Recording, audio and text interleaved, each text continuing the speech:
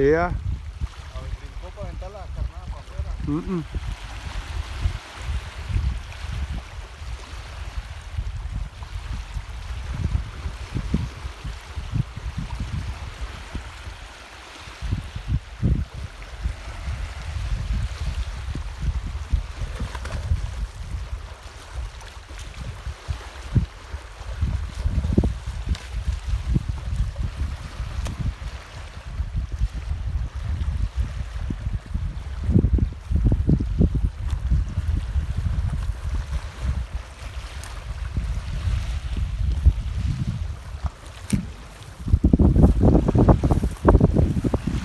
Está bruto este cabrón.